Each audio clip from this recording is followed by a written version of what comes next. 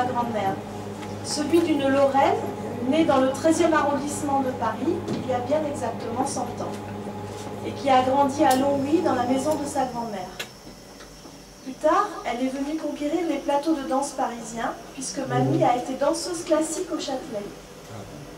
Elle a ensuite rencontré Henri, mon grand-père, lors d'une tournée en Algérie. Il était chanteur à l'Opéra d'Alger. Ils se sont finalement installés dans notre capitale pour les besoins de leur carrière. Mamie a eu sa fille, Arlette, ma mère, qui vit aujourd'hui en Polynésie, à Tahiti. C'est pour ça qu'elle n'est pas là aujourd'hui. Bien plus tard, elle est partie s'installer pour une partie de sa retraite à Barcelone. Et puis elle est venue écouler le restant de ses jours au pays des cigales et de l'accent chantant pour se rapprocher de moi.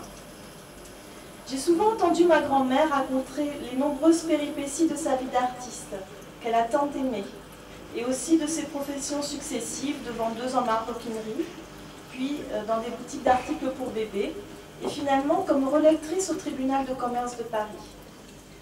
Elle m'a aussi révélé les bouleversements de sa vie affective, plutôt tendue dans les années qu'elle a partagées avec mon grand-père, et puis tellement épanouie quand elle a épousé Julien, son second mari, que j'aimais appeler papy.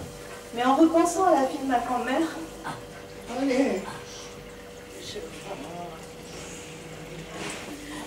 je réalise qu'elle a eu 3 amours. Mon papy, ma maman et moi. Et puis 2 passions. La danse d'abord, car au travers de l'expression chorégraphique, elle a pu donner tout ce qui était profondément gracieux au-dedans d'elle.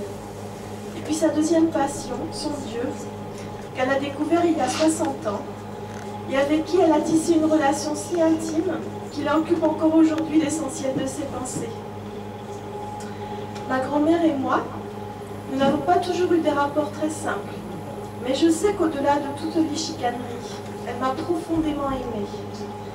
Et puis elle m'a légué sa dernière passion que je vis sans doute très différemment d'elle.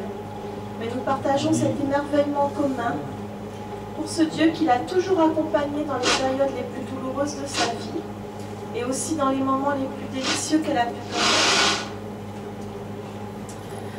Aussi pour finir, je voudrais vous interpréter ce chant en anglais que vous connaissez certainement, Amazing Grace.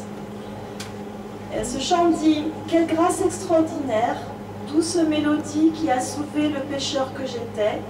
J'étais perdu, mais maintenant je suis en sécurité. J'étais aveugle, mais maintenant je vois. C'est la grâce qui enseigna à mon cœur une sainte crainte et la grâce qui soulagea mes peurs. J'ai découvert à quel point cette grâce était précieuse à l'heure où j'ai cru pour la première fois. Je pense que ce chant reflète les sentiments de mamie et je voudrais l'honorer de cette manière.